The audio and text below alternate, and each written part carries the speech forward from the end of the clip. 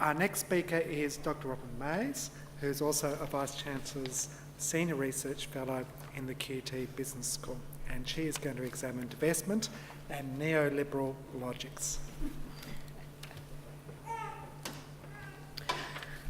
Well, good afternoon, and it's my pleasure to be here to talk to you all, particularly having heard some very interesting and nuanced discussions about the practice of divestment.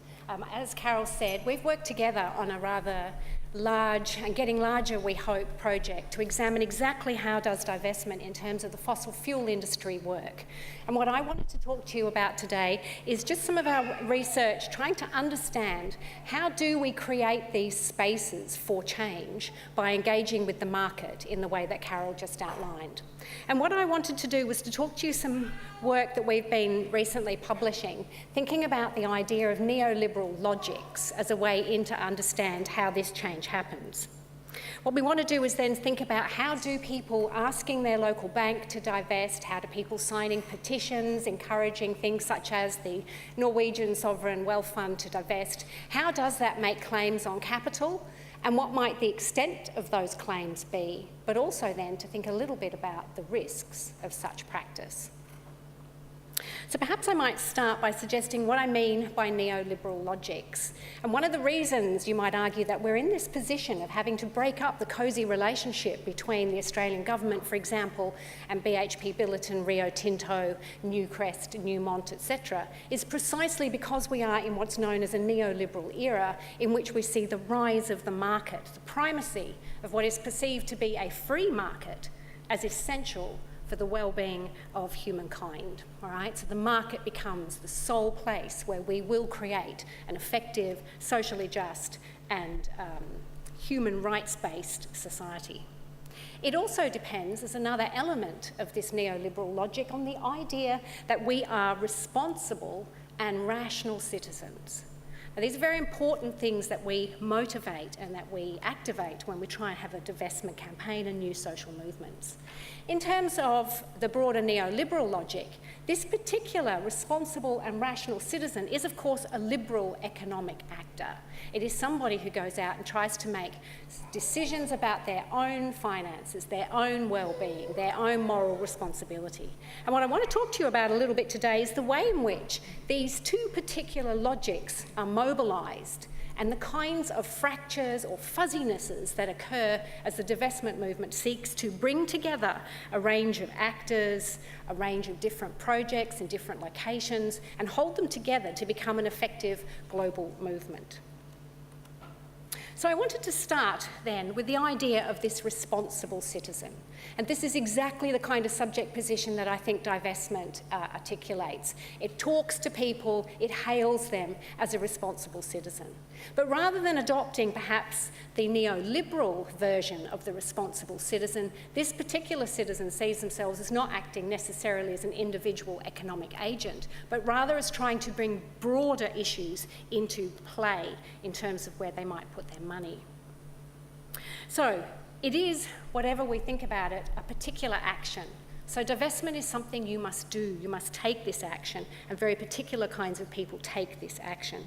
And I want you just to remember, however, that we don't only invite people to take this action, as I'll talk to you about in a moment, in terms of moral responsibility, but we do it very much as a rational action.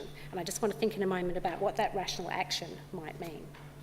So in seeking to shape conduct, in getting people to do things, i.e. divest, encourage other people to divest, support those sorts of ethical engagements in the market, we can see that the divestment movement both utilises and hopefully subverts and challenges the idea of the neoliberal economic individual. Interestingly, though, in our interviews, and as Carol suggested to you, we've had about 35 interviews to date with many people involved in various ways in the divestment movement around fossil fuels. Interestingly, interviewees talk about a collective sense of engagement, which goes directly against that idea of the isolated individual.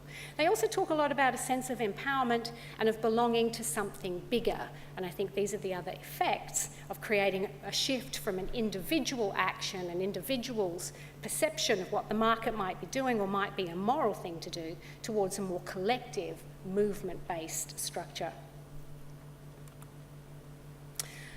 But importantly, as part of this rationalisation for divestment, which many practitioners in this room have alluded to and many of our interviewees have described in depth, involves persuading people that they are responsible for this, that they can be effective, and that they can take part as a rational actor. So whereas someone who ties themselves to a bulldozer may be easy to perceive as a long-haired hippie who is not rational and is taking extreme measures, people moving their money about can look very logical and very responsible. And so this is what I think is really interesting and potentially subversive, but also potentially risky in the way that these kinds of new social movements attempt to link together the idea that we have an economic strategy, the idea that we have a moral strategy and a political strategy that are all connected. So in order to persuade people, in order to hang all these different people together and to create a movement, which as Shen also mentioned is difficult to hold lots of different opinions, lots of different agendas, people, spaces, politics together, you need an overarching narrative. And the overarching narrative has been about the fact that divestment is principally a moral thing to do. It is wrong to profit from the wreckage of the climate. But it is also a sensible thing to do with your money. One, you will make better money, as James suggested. It's a safe thing to do in that you will also be responsible to your own future and the future of the people who invest with you. But it is also a political move, so it's about recognising the inefficiencies of the government and industry connection. But at the same time, it's about making sure that the free market doesn't function freely. So I think that's also the other interesting dimension in which we begin to challenge these neoliberal logics. So one of the key items that many people spoke to that we interviewed were that they hung on to this idea that if it's wrong to wreck the planet or the climate, it's wrong to profit from wrecking it. And this is where I think the truly subversive elements of these divestment movements come from, is that you can then challenge the idea that the market is free, neutral, etc. And by doing this, what happens is interviewees stress the symbolism of the act. So one, it's about saying we can have a say about what markets do. We do have money. We're not disempowered people without money. But at the same time, we have to understand that our taking money away means we have to put it in other places, and I'll talk to you about that in just a moment. So in terms of the market itself, it's a rather complex way in which it is all hung together. It's morally wrong to profit from the planet. It's also morally wrong to leave your money in industries which, if the climate change protocols come into effect, will then become stranded assets, etc. So it's about how these things are then hung together. So what we might say is that the divestment movement, in trying to persuade lots of people to act as responsible citizens, effectively against neoliberalism, is to move fluidly between these different categories. And we can see the way that people do this. They're principally moral, but they're also using sound financial rationales. At the same time, as I suggested, then we need to think about what happens when you want to reinvest. And here again, what we see is an emphasis on particular industries as being sound. And this is a direct quote from the Global Divestment Day in 2015.